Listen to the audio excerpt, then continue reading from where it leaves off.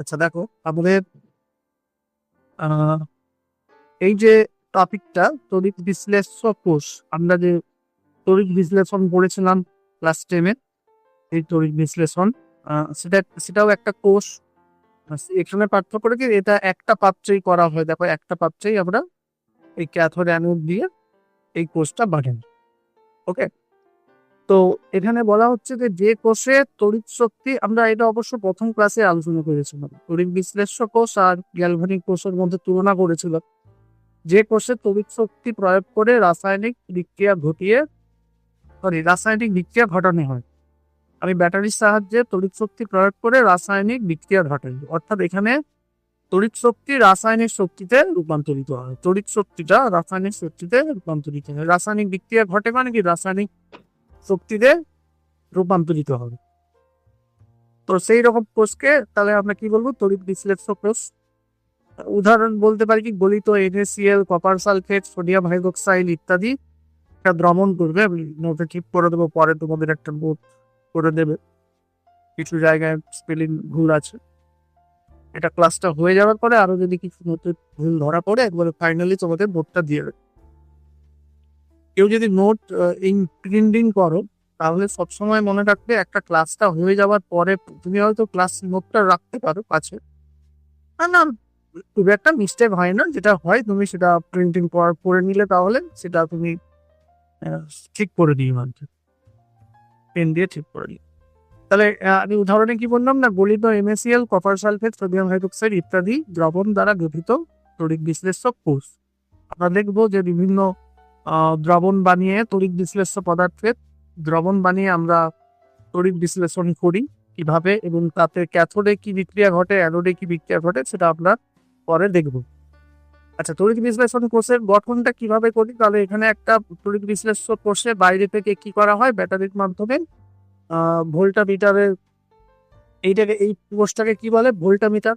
এটাকে আমরা ভোল্টামিটার বলবো, ভোল্টমিটার নয়, ভোল্টামিটার। ভোল্টমিটার সেটা বিভব প্রভেদ মাপার, ভোল্টামিটার যে পাত্রে তড়িৎ বিশ্লেষণ করা হয় তাকে ভোল্টামিটার। তড়িৎ প্রবাহ চালনা করা হয়। তো এটাকে কি করা, ব্যাটারির সাহায্যে বাইরে থেকে একটা তড়িৎ পাঠিয়ে তড়িৎ প্রবাহ চালনা করে আমরা তড়িৎ বিশ্লেষণ করি। ভোল্টামিটারে রক্ষিত তড়িৎ বিশ্লেষ্য থেকে উৎপন্ন বিপরীত ধর্মী আয়নগুলির মধ্যে ক্যাথোডে ক্যাটায়ন, এটা মনে রাখবে, ক্যাথোডে ক্যাটায়ন যায় ক্যাথোডে, মানে ক্যাথোড তড়িৎদ্বারের দিকে ক্যাটায়ন যাবে, গিয়ে কি করবে, ক্যাথোডে আমরা কি জানি, এখানেও কিন্তু ওই ক্যাথোডে যেমন গ্যালভানিক কোষের ক্যাথোডে বিজারণ হয়েছিল, এখানেও বিজারণ ঘটবে। ক্যাথোডে ক্যাটায়নগুলির বিজারণ এবং অ্যানোডে অ্যানায়নগুলির জারণ বিক্রিয়া ঘটে। এটা মনে রাখবে, আমরা দেখবো পরে একটা উদাহরণ নিয়ে দেখবো কিভাবে তড়িৎ বিশ্লেষণ হচ্ছে। তৃতীয় কি, না তড়িৎ বিশ্লেষক কোষে ক্যাথোডটি ধনাত্মক, ক্যাথোডটি ঋণাত্মক। এটা উল্টো উল্টো কারণ আমরা দেখবে গ্যালভানিক কোষে এদিকে যে ক্যাথোড ছিল, এদিকে অ্যানোড ছিল, ক্যাথোড আর অ্যানোড। তো এদিকে ছিল ক্যাথোড, ক্যাথোড কি পজিটিভ চার্জ যুক্ত ছিল, তাই না? আর অ্যানোডটা ছিল নেগেটিভ চার্জ যুক্ত, তাই না? নিশ্চয়ই গ্যালভানিক কোষের যে সেট আপটা, ওটাই তো আমাদের বেশি পরীক্ষা আসবে। গ্যালভানিক সেটের সেট আপটা যেন সবসময় মাথায় থাকবে, ক্যাথোডের ঋণাত্মক এবং অ্যানোডটি ধনাত্মক তড়িৎদ্বার হিসেবে বিবেচিত হয়। ওকে, এবারে আসি 4 নম্বরে, যেটা মনে রাখবেন যে আমরা এই যে তড়িৎ বিশ্লেষ্য পদার্থটাকে গলিত অবস্থায় নিতে পারি বা জলীয় দ্রবণ অবস্থায় নিয়ে তড়িৎ বিশ্লেষণ ঘটাতে পারি। ওকে, মানে তড়িৎ বিশ্লেষ্য পদার্থটাকে গলিত অবস্থায় নিয়েও শুধু গলিত NaCl এর তড়িৎ বিশ্লেষণ, মানে সেখানে আমি জাস্ট NaClটাকে গলিয়ে তার দ্রবণ, মানে সেটা গলিয়ে সেই তরলের মধ্যে আমরা ব্যাটারি দিয়ে তড়িৎ প্রবাহ করে তড়িৎ বিশ্লেষণ ঘটাতে পারি, বা NaCl কে জলের মধ্যে জলীয় দ্রবণ বানিয়ে তড়িৎ বিশ্লেষণ ঘটাতে পারি। দুটো ক্ষেত্রেই তড়িৎ পরিবাহিত হবে, কারণ গলিত অবস্থাতেও আয়ন পাওয়া যায় আর জলীয় দ্রবণেও আয়ন পাওয়া যায়। আয়নই একটা দ্রবণের মধ্যে আয়নই হচ্ছে তড়িৎ পরিবহন করে, আগের ক্লাসগুলোতে বলেছি, আলোচনা করেছি। আচ্ছা, এবারে আসি, এটাও আমি আর খুব একটা বলছি না, এটা ফার্স্ট ক্লাসে যেহেতু আবার প্রসঙ্গ এসেছে বলে নোটে দিয়ে দিয়েছেন যে তড়িৎ রাসায়নিক কোষ, আর তড়িৎ রাসায়নিক কোষ মানে ওই গ্যালভানিক কোষ। তড়িৎ রাসায়নিক কোষ যার উদাহরণ একটা গ্যালভানিক, মানে যেটা গ্যালভানিক কোষ, তড়িৎ রাসায়নিক কোষ আর গ্যালভানিক কোষ একই। আর তড়িৎ বিশ্লেষ্য কোষ যেটা এখন আলোচনা করছে, এই দুটো কোষের তুলনা মনে রাখবে, যেটা আমরা ফার্স্ট নোটেও করেছি, যে এখানে রাসায়নিক শক্তি তড়িৎ শক্তিতে রূপান্তরিত হয়, এখানে তড়িৎ শক্তি রাসায়নিক শক্তিতে রূপান্তরিত হয়। আর ওই চার্জের যে ইলেকট্রনের যে চার্জের ব্যাপারটা, তড়িৎ রাসায়নিক কোষে দেখো আমি কি বললাম, ধনাত্মক হয় আর অ্যানোডটা কি ঋণাত্মক হয়, কিন্তু এখানে তড়িৎ বিশ্লেষ্য করতে ক্যাথোডটা কি হবে, ঋণাত্মক। তো ক্যাথোড যে ঋণাত্মক কি করে মনে রাখবে, দেখো বলেছি তড়িৎ বিশ্লেষণে ক্যাটায়ন ক্যাথোডে যায়। ক্যাটায়ন কি পজিটিভ চার্জ যুক্ত, সে ক্যাথোডে যাচ্ছে মানে কি ক্যাথোডটা নিশ্চয়ই ঋণাত্মক। আর কি বললাম, অ্যানায়ন অ্যানোডে যায়। অ্যানায়ন কি, অ্যানায়ন মানে ঋণাত্মক, সে অ্যানোডে যাচ্ছে মানে কি অ্যানোডটা নিশ্চয়ই পজিটিভ। এভাবে মনে রাখবো, ক্যাথোড তড়িৎ বিশ্লেষণে ক্যাটায়ন ক্যাথোডে যায়, অ্যানায়ন অ্যানোডে যায়। তাহলে ক্যাটায়ন পজিটিভ, সে ক্যাথোডে যাচ্ছে মানেই ক্যাথোডটা নিশ্চয়ই নেগেটিভ। অ্যানায়ন অ্যানোডে যায়, অ্যানায়ন নেগেটিভ, সে অ্যানোডে যাচ্ছে মানেই অ্যানোডটা নিশ্চয়ই পজিটিভ। এটা তড়িৎ বিশ্লেষ্য কোষের জন্য মনে রাখবে। তাহলে এটা মনে রাখলে তার উল্টোটা হবে গ্যালভানিক কোষ বা তড়িৎ রাসায়নিক কোষ। আচ্ছা, এবারে আমরা তাহলে এটা ওইটা বললাম যে দুটো বিষয়, দুটো কোষের মধ্যে দুটো মিলটা কি, দুটো কোষেই দু ধরনের কোষেই আমরা ক্যাথোডে বিজারণ বিক্রিয়া দেখতে পাবো আর অ্যানোডে জারণ বিক্রিয়া দেখতে পাবো। আচ্ছা, তারপরে আসি যে এই যে টেবিলটার কথা বলছি, দেখো অনেকগুলো তড়িৎ বিশ্লেষণ আমি একটা টেবিলের মধ্যে এনে দিয়েছি। ওকে, এর মধ্যে থেকে কোনো কোশ্চেন আসে তাহলে তোমরা খুব সহজে উত্তর দিতে পারবে। কিভাবে, ধরো তোমাকে কোশ্চেন আসবে যে ধরো এই শেষের দিকেরটা একটু বেশি আসে, এই কপার সালফেট, মানে আগেও ক্লাস 10-এও আসতো, সেটাই নিয়েই বলছি, বাকিগুলো সেরকম দেখে নিবে। কপার সালফেটের জলীয় দ্রবণে তড়িৎ বিশ্লেষণ করা হলো, তোমার কোশ্চেন এলো কপার সালফেটের জলীয় দ্রবণে তড়িৎ বিশ্লেষণ করা হলো। ওকে, তাহলে সেখানে যখন শুধু বলবে কপার সালফেটের জলীয় দ্রবণে তড়িৎ বিশ্লেষণ, সেখানে কিন্তু কপারটাকে তড়িৎদ্বার, মানে কপার যদি তড়িৎদ্বার হিসেবে ব্যবহার করে সেটা আলাদা করে বলে দেবে। যদি না বলে দেয় তাহলে ভাববে সেটা নিশ্চয়ই তার যে তড়িৎদ্বারটা ব্যবহার করি সেটা গ্রাফাইট বা প্লাটিনাম। ওকে, মানে বেশিরভাগ ক্ষেত্রে যদি তড়িৎদ্বার বলে দেওয়া না থাকে তাহলে সেই তড়িৎদ্বারটাকে গ্রাফাইট বা প্লাটিনাম ধরে নিবে। এবারে এই কোশ্চেন দিয়ে বললো যে কপার সালফেটের জলীয় দ্রবণের তড়িৎ বিশ্লেষণ করলে আমরা তড়িৎদ্বার হিসেবে কি নেব, ক্যাথোডে কি বিক্রিয়া ঘটে আর অ্যানোডে কি বিক্রিয়া ঘটে। এটা ক্যাথোড বিক্রিয়া, এখানে উপরে আমার টেবিলে লেখা আছে ক্যাথোডের বিক্রিয়া, আর এটা দেখো অ্যানোডে বিক্রিয়া। ওকে, এবার ক্যাথোডে কি বিক্রিয়া ঘটে, অ্যানোডে কি বিক্রিয়া ঘটে কি করে মনে রাখবো, দেখো আমাকে বলছে কপার সালফেটের জলীয় দ্রবণ, তাহলে কপার সালফেট জলীয় দ্রবণে কপার কি বিয়োজিত হয়ে কি হয়, কপার সালফেট জলীয় দ্রবণে সে কপার 2+ আর SO4 2- উৎপন্ন করে, SO4 2-, তাহলে এই দুটো আয়ন তৈরি করে। তাহলে আমি এক্ষুনি বললাম, আর কি জলীয় দ্রবণ যেহেতু নিয়েছো, তাহলে কপার সালফেটেই যখন একটা লবণ যখন জলের মধ্যে দিয়েছো, জলটাও কিন্তু ভেঙে H+ আর OH- ভেঙে যাবে। তাহলে এখানে ক্যাটায়ন হিসেবে কি কি উৎপন্ন হচ্ছে, কপার 2+ আর H+।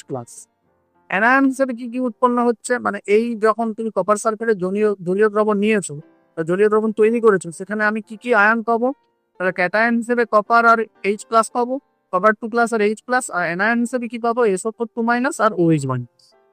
ওকে, কেউ কিছু না বুঝতে পারলে অবশ্যই বলবে, তোমরা অ্যাক্টিভলি একটু পার্টিসিপেট করবে, হা বলবে, বা বুঝতে পেরেছি কি বুঝতে পারোনি এগুলো একটু বলবে। হ্যাঁ, যদি আমি কিন্তু তোমাদের স্ক্রিনটা আমি দেখতে পাচ্ছি না, কারণ আমি স্ক্রিনটা শেয়ার করে পড়াচ্ছি, তাই মেন অ্যাপের মধ্যে তোমরা কে কে আছো কি নেই আমি সেটা কিন্তু দেখতে পাচ্ছি না। তোমরা যদি কথা বলো, মানে ভয়েস অন করে কথা বলবে, মাইক অন করে, তাহলে আমি বুঝতে পারবো তোমরা কেউ আছো, বা কোশ্চেন থাকলে এমনি জাস্ট আমার কথার মধ্যেখানেই কোশ্চেন করে দেবে, কোনো চাপ নেই।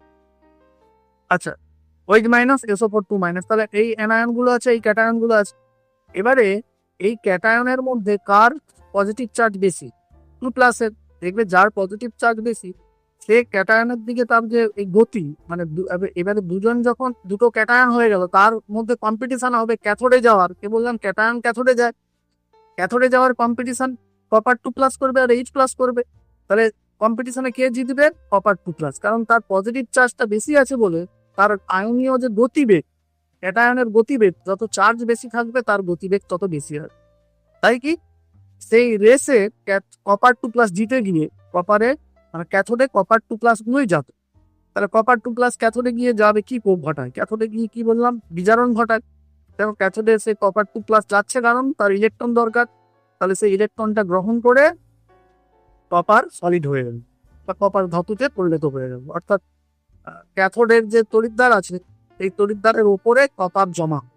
কপার 2 প্লাস গুলো এই যে দ্রবণের মধ্যে কপার 2 প্লাস গুলো আছে, এই কপার 2 প্লাস গুলো এই ক্যাথোডের পাতে গিয়ে কপারে পরিণত হয়ে সেখানে জমা হবে। তাই দেখবে ক্যাথোড তড়িৎদ্বারটা ক্রমশ ভারী হবে, ক্যাথোড তড়িৎদ্বারটা ক্রমশ ভারী হবে। অন্যদিকে দেখো অ্যানোডে কি ঘটবে? অ্যানোডে তাহলে কি হচ্ছে? SO4 minus OH minus. হ্যাঁ, এখানে বলতে পারো স্যার SO4 2 মাইনাসের তো চার্জ বেশি। দেখো ওটা বললাম আমি এটা সবসময় যে চার্জের উপর ডিপেন্ড করে এই গতিটা হয় ঠিক নয়। এদের একটা গতি আছে, দরকার হয় সেটা নোটে অ্যাড করে দেবো বা হোয়াটসঅ্যাপ গ্রুপে দিয়ে দেবো। মানে কোন মানে এটা একটা এক্সপেরিমেন্টাল রেজাল্ট। মানে আয়নীয় ক্যাটায়ন গুলো বা অ্যানায়ন গুলো তাদের মধ্যে আমি কম্পেয়ার করে বলতে পারি যার তার আয়নীয় গতিবেগ বেশি। এটা যে সবসময় না, নর্মালি যার চার্জ বেশি তার আয়নীয় গতিবেগটা একটু বেশি হয়। আবার তার উপর সাইজের ওপর ডিপেন্ড করছে। হ্যাঁ, সাইজও যদি চার্জ বেশি অথচ দেখো এই যে S2 মাইনাস এর চার্জ বেশি কিন্তু এর SO4 2 মাইনাসের সাইজটা বেশি। OH মাইনাসের চার্জ কম কিন্তু এর সাইজটা ছোট। বুঝতে পারলে? তাই সাইজ ছোটর জন্য চার্জ কম হওয়া সত্ত্বেও OH মাইনাসের কিন্তু গতিবেগ বেশি। তাই এর জন্য একটা 2-4টা মানে নর্মাল যে সমস্ত অ্যানায়ন গুলো হয় আর নর্মাল ক্যাটায়ন গুলো হয় তাদের মধ্যে যদি একটা এরকম ইনক্রিজিং ডিক্রিজিং অর্ডারের আমি করি তাহলে দেখতে পাবো। যদিও দরকার নেই, এই দুপুরো এই কয়েকটা মনে রাখলেই হবে। মানে যেখানে যেখানে OH মাইনাস উৎপন্ন হবে অন্যান্য অ্যানায়নের থেকে OH মাইনাসের গতিবেগই বেশি হবে, এটা খালি মনে রাখলেই হবে। তুমি যদি তবু জানতে চাও তাহলে আমি শেয়ার করে দেবো যে কোন অ্যানায়ন কোন ক্যাটায়নের কার থেকে কার গতিবেগ বেশি, সেটা তুমি মনে রাখলে বুঝতে পারবে। তাহলে এদের বললাম কি তাহলে চার্জ SO4 2 মাইনাসের বেশি হলেও OH মাইনাস যেহেতু ছোট তাই OH মাইনাসের গতিবেগ বেশি। তাই ওই এই অ্যানায়নটা OH মাইনাস হাইড্রোক্সিল যে অ্যানায়নটা অ্যানোডে যাবে। তাই অ্যানোডে গিয়ে কি করবে? ইলেকট্রন ছেড়ে দেবে। দেখো এই যে তার ইলেকট্রন আছে, এই যে OH মাইনাসে ইলেকট্রন একটা আছে, সেই ইলেকট্রনটা ছেড়ে দেবে। একটা ইলেকট্রন ছেড়ে দিয়ে OH হয়ে যাবে। মানে এটা আমি একসঙ্গে লিখেছি বটে, ব্যাপারটা ব্যালেন্স করে আমি যদি করি OH কি করবে? ইলেকট্রন ছেড়ে OH হয়ে যাবে। OH ইলেকট্রন, এবার OH তো একা করে থাকতে পারবে না, সে কি করছে 4টা OH কে একসঙ্গে নিয়ে 2 অণু জল আর 1 অণু অক্সিজেন তৈরি করে। অর্থাৎ তাহলে এখানে আমি যদি এখানে 4 দিয়ে দিই, 4 দিয়ে এবারে এইখানে আমি বললাম 4 অণু OH তাহলে কি তৈরি করে? 4 অণু OH তৈরি হবে। এটা 4টা ইলেকট্রন ত্যাগ করবে। একটা OH একটা ইলেকট্রন ত্যাগ করছে, 4টা নিয়েছে বলে তাহলে সবার সামনে 4 দিয়ে দিচ্ছে। এবার 4 অণু OH মাইনাস কি করবে? 2 অণু জল, সরি OH মাইনাস নয়, 4 অণু OH ইলেকট্রন ছাড়ার পরে যে OH-টা তৈরি হলো, এই 4 অণু OH 2 অণু জল আর 1 অণু অক্সিজেন উৎপন্ন করবে। ওকে, এইটা হচ্ছে।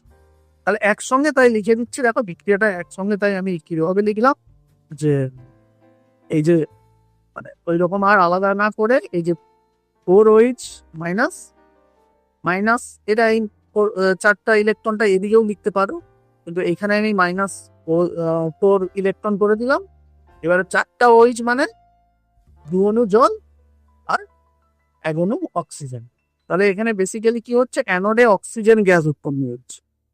ওকে, অ্যানোডে অক্সিজেন গ্যাস উৎপন্ন হচ্ছে। আর এখানে এই বিক্রিয়াটা ওই একই বিক্রিয়া, এই বিক্রিয়াটা নিয়ে আলোচনা করছে না, এটা নিয়ে আলোচনা করছে এই বিক্রিয়া। তাহলে অ্যানোডে কি উৎপন্ন হলো? Oxygen gas.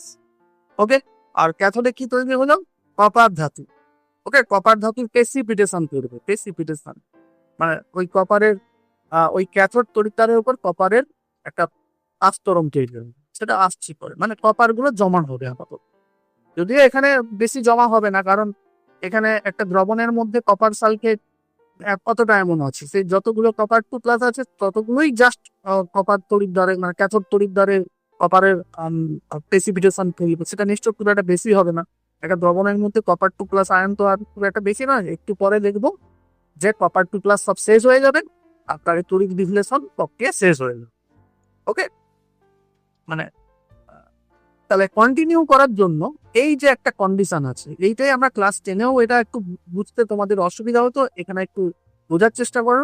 সেটা কি না, যদি তোমাকে একটা কন্ডিশন এখানে দিয়ে দেয় যে কপার সালফেট, এটা ঠিক সেই আমরা যে গ্যালভানিক কোর্স করলাম, যেই ধাতু নিয়েছি সেই ধাতুর তড়িৎ বিশ্লেষ্য পদার্থ, মানে কপার সালফেটের জলীয় দ্রবণে আমি তড়িৎ বিশ্লেষণ করব কপার তড়িৎদ্বার নিয়ে।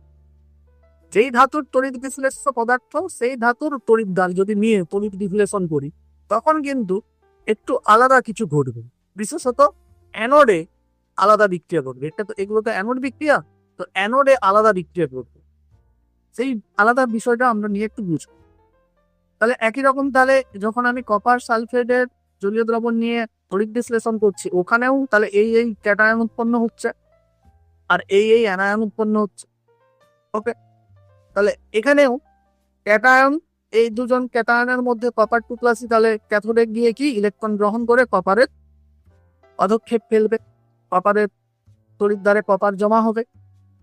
এবারে অ্যানোডে কি হচ্ছে, অ্যানোডে এমনি যদি আমি প্লাটিনাম তড়িৎদ্বার নিতাম, কপার তড়িৎদ্বার না নিতাম, তাহলে অ্যানোডে কি হচ্ছিল, ওইচ মাইনাসের গতিবেগ বেশি হওয়ার জন্য ওইচ মাইনাস অ্যানোডে গিয়ে জল আর অক্সিজেন তৈরি করবে। কিন্তু এখানে যেহেতু কপার তড়িৎদ্বার নিয়েছে, তড়িৎদ্বারটা কপার আর দ্রবণের মধ্যে কপার সালফেট রয়েছে, তাহলে এক্ষেত্রে দেখা যাচ্ছে যে এনার্জেটিক্যালি ফেভার, মানে কম এনার্জি কোন ক্ষেত্রে, দেখো এখানে যে ওইচ এর 4টা মানে এই যে এক একটা ওইচ এর একটা করে ইলেকট্রন ছাড়বে, যে এনার্জিটা এখানে লাগছে তার থেকে মানে সেই এনার্জির থেকে এই ধাতু যদি, এই কপার পাতটা যদি নিজেই ইলেকট্রন ত্যাগ করে, দেখো এখানেও ইলেকট্রন ত্যাগ হচ্ছে, তা এখানেও ইলেকট্রন কিভাবে ত্যাগ হতে পারে, আর অন্যভাবে ইলেকট্রন কি ত্যাগ হতে পারে, যেমন আমরা যেমন দেখেছিলাম অ্যানোডে যেরকম বিক্রিয়া, মানে অ্যানোডে কিরকম হতে পারে না, অ্যানোডে নিজেই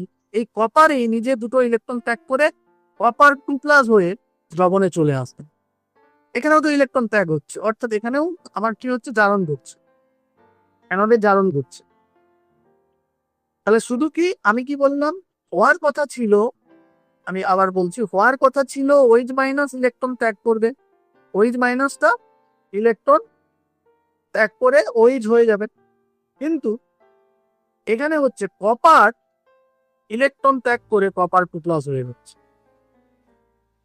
ওকে, দুটো তাহলে অপশন ছিল, এক ওইচ মাইনাস ইলেকট্রন ত্যাগ করে ওইচ হয়ে যাবে, দুই এখানে যেটা ঘটছে কপার ইলেকট্রন ত্যাগ করে কপার 2+ হয়ে যাচ্ছে। এই দুটো প্রক্রিয়ার মধ্যে এনার্জেটিক্যালি যেহেতু কপার, মানে এক্ষেত্রে ওই একটা বিভবের কারণে, তড়িৎদ্বার বিভবের কারণে, বিজারণ বিভবের কারণে এখানে এই ঘটনাটা ঘটছে, যে এখানে এর থেকে এই এই মানে এই বিজারণ বিক্রিয়াটা, সরি এটা জারণ বিক্রিয়া এখানে হচ্ছে, অ্যানোডে জারণ বিক্রিয়া হচ্ছে, এই জারণ বিক্রিয়াটা না ঘটে এই জারণ বিক্রিয়াটা ঘটবে, মানে এটা এনার্জেটিক্যালি ফেভার। ওইচ মাইনাসের দেখবেন লেখা আছে, ওইচ মাইনাসের ইলেকট্রন ত্যাগ করে ওইচ হওয়ার থেকে কপারের ইলেকট্রন ত্যাগ করে কপার 2+ হয়ে আসা অনেক সহজ। তাই এই কপার সালফেটের জলীয় দ্রবণ নিয়ে আমরা যদি তড়িৎ বিশ্লেষণ করি, তাহলে আমরা অ্যানোডে তাহলে এই বিক্রিয়াটা পাবো। দেখো তাহলে এইটাই কি করছে, এই টেকনিকটাই কিন্তু আমরা পরে ইলেকট্রোপ্লাটিং অর্থাৎ আমরা তড়িৎ লেপনের কাজে ব্যবহার করি। দেখো এখন তাহলে দ্রবণে আমরা এখন তাহলে কি করতে পারবো, অ্যানোড যে কপারের যে তড়িৎদ্বারটা, অ্যানোডের কপার নিয়েছি, মানে দুটোই তড়িৎদ্বার কপার নিয়েছি, তো যাই হোক আমরা যদি অ্যানোডেও শুধু কপার নিতাম তাহলেও এই ঘটনাটা ঘটতো, অ্যানোডেও যদি শুধু কপার নিতাম, ক্যাথোডে হয়তো অন্য কোনো একটা ধাতু নিলাম, তাহলে সেক্ষেত্রে কি হয় বলতো, অ্যানোডের অ্যানোডের পাত থেকে ক্রমশ কপার 2+ হয়ে বেরিয়ে চলে আসবে, দ্রবণে কপার 2+ সাপ্লাই হতে থাকবে। দ্রবণের মধ্যে কপার 2+ ক্রমশ সাপ্লাই হবে এই অ্যানোড থেকে। তাহলে অ্যানোডের এই যে পাতটা ক্রমশ ক্ষয়ে যাবে, হালকা হবে। এবারে ওই কপার 2+ গুলো, যে কপার 2+ গুলো দ্রবণে চলে আসছে, সেই কপার 2+ গুলোই কি ক্যাথোডে যাবে, এই ক্যাথোডে চলে যাবে। তাহলে ক্রমশ কি হবে, ক্যাথোডে কপার 2+ এর সাপ্লাই হতে থাকবে। তার মানে কি, তখন কি ক্যাথোডে যে তুমি তড়িৎদ্বারটা নিয়েছো, সেই তড়িৎদ্বারের উপর এই কপারের আস্তরণ পড়বে। তো এইভাবেই আমরা তড়িৎ লেপন ঘটাই। এটা আমরা কিন্তু ক্লাস 10-এ ভালোভাবে পড়েছি। এখানেও হয়তো ওই নলেজটা একটু লাগবে, মানে এখানেও আছে না সাধারণত এই বিষয়টা, যেহেতু ক্লাস 10-এ ছিল। তো এখানেও এটা কিন্তু সিলেবাসের মধ্যে পড়ে, যে তোমাকে বলতে পারে যে কপারের তড়িৎদ্বার নিয়ে কপার সালফেটে জলীয় দ্রবণ করলে ক্যাথোডে কি বিক্রিয়া ঘটে, অ্যানোডে কি বিক্রিয়া ঘটে, কোন তড়িৎদ্বারের হালকা হয়, কোন তড়িৎদ্বার ভারী হয়, কোন তড়িৎদ্বারে মানে কোনো, আবার তোমাকে বলতে পারে যে আমি ধরো লোহার উপরে অ্যালুমিনিয়ামের প্রলেপ ফেলাতে চাইছি, লোহার উপর অ্যালুমিনিয়ামের প্রলেপ ফেলাতে চাইছি, তাহলে অ্যালুমিনিয়ামকে ক্যাথোডে নেবো না অ্যানোডে নেবো, লোহাকে ক্যাথোডে নেবো না অ্যানোডে নেবো। তাহলে এই বিষয়টাও তাহলে এখান থেকেই, এই নলেজ থেকেই হয়ে যাবে। আমি কি বললাম, লোহার ওপর আমি অ্যালুমিনিয়ামে ফেলাবো, লোহার উপর আমি কি বললাম, ধরো তোমাকে বলা হলো যে আয়রনের উপর তুমি অ্যালুমিনিয়ামের আস্তরণ ফেলাবে, ওকে, অ্যালুমিনিয়ামের আস্তরণ ফেলাবে। তাহলে দেখো এক্ষেত্রে তুমি চিন্তা করো, তাহলে নিশ্চয়ই আমাকে এমন ভাবে এই তড়িৎ বিশ্লেষণ ঘটাতে হবে সেখানে অ্যালুমিনিয়াম যেন ক্রমশ দ্রবণে চলে আসে। মানে অ্যালুমিনিয়ামের যেহেতু প্রলেপ ফেলাবো, তাহলে যেন দ্রবণে সবসময় অ্যালুমিনিয়াম আয়ন আকারে 3+ আকারে থাকে, দ্রবণে সবসময় যেন অ্যালুমিনিয়াম 3+ সাপ্লাই হতে থাকে। তাহলে নিশ্চয়ই এখানে এই ব্যাপারটা কোথায় হওয়া সম্ভব, এই যে অ্যানোডে যদি আমি অ্যালুমিনিয়ামের পাত নিই, অর্থাৎ তড়িৎদ্বার নিই, তাহলে অ্যানোডে কি হবে, ওই অ্যানোডে থেকে অ্যালুমিনিয়াম 3+ হয়ে এসে যাবে। এবারে এইটা কখন হবে, যদি তুমি অ্যালুমিনিয়ামের তড়িৎদ্বার নিয়েছো, আর এই যে তড়িৎ বিশ্লেষ্যটা নিয়েছো সেটাও হচ্ছে অ্যালুমিনিয়ামের একটা লবণ, ধরো তুমি Al2SO4 3 এই লবণ নিয়ে নিচ্ছ, তবেই কিন্তু এই ঘটনা ঘটবে। অ্যালুমিনিয়াম থেকে তখন Al3+ উৎপন্ন হবে। যদি তুমি এই তড়িৎ বিশ্লেষ্য পদার্থটা না নাও, তবে কিন্তু তখন ওইচ মাইনাস যেমন ইলেকট্রন ত্যাগ করে জল আর দু অণু জল আর অক্সিজেন হচ্ছিল, সেই রকম হতে থাকবে। কিন্তু যদি তুমি অ্যালুমিনিয়ামের তড়িৎদ্বার নিয়েছো, অ্যানোডটা নিয়েছো, তাহলে এটা কি বললাম, এটা আমরা অ্যানোড নিলাম, অ্যানোডটা অ্যালুমিনিয়ামের নিতে হবে। আর ক্যাথোডটা কি নিতে হবে, ক্যাথোডটা দেখো, এটা মনে রাখবে, ক্যাটায়ন ক্যাথোডে যায়, কারণ নিশ্চয়ই যে যার প্রলেপ ফেলাবো সেই ক্যাটায়ন গুলো ক্যাথোডে যাবে। তাহলে নিশ্চয়ই এটাই কি আয়রনের হতে হবে,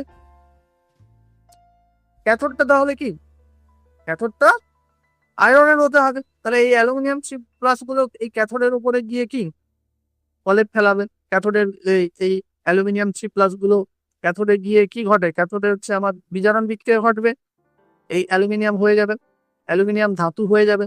তাহলে সেই অ্যালুমিনিয়াম ধাতুগুলো এক এক করে এই লোহার পাতের উপর আস্তরণ ফেলবে। ওকে, এইভাবেই কিন্তু আমরা এই টেকনিকটাই, মানে তোমাকে এই প্রলেপ ফেলাতে গেলে যেটার প্রলেপ ফেলাবে, যে ধাতুর প্রলেপ ফেলাবে তাকে অ্যানোডে নিতে হবে, যার উপর প্রলেপ ফেলাবে তাকে ক্যাথোডে নিতে হবে, এবং তড়িৎ বিশ্লেষ্য কি নেবে না, যে ধাতুর প্রলেপ ফেলাবো সেই ধাতুর লবণ তড়িৎ বিশ্লেষ্য হিসেবে ব্যবহার করতে হবে। আশা করি ব্যাপারটা বুঝতে পারলাম। ওকে, চলো আমরা তাহলে পরের পার্টে যাই। তাহলে এইটা দেখবে একটু ঠিক করে নেবে, এটা বিজারণ হবে, হাস নয় বিজারণ, রিডাকশন আছে, দেখে আমি ঠিক করে দেবো। আচ্ছা, এইখানে ওই যে বিশেষ লক্ষণীয় বিষয়টা আমি যেটা এতক্ষণ বোঝালাম, যদি কপার সালফেটের দ্রবণে কপার পাত ব্যবহার করা হয় তখন কি হবে, এটা আমি বিশেষ লক্ষণীয় বিষয়ে আমি লিখেছি এখানে। এবারে দেখো, এই পার্টটা থেকে আমাদের কোশ্চেন হতে পারে, এটা থেকে কোশ্চেন আসে, আগেও এসছে, কোনো এবছর আসতে পারে। আচ্ছা, এবছরের ব্যাপার আমরা পরে অ্যানালাইসিস করছি, আপাতত পুরো ব্যাপারটা তো আমাদের পড়তে হবে।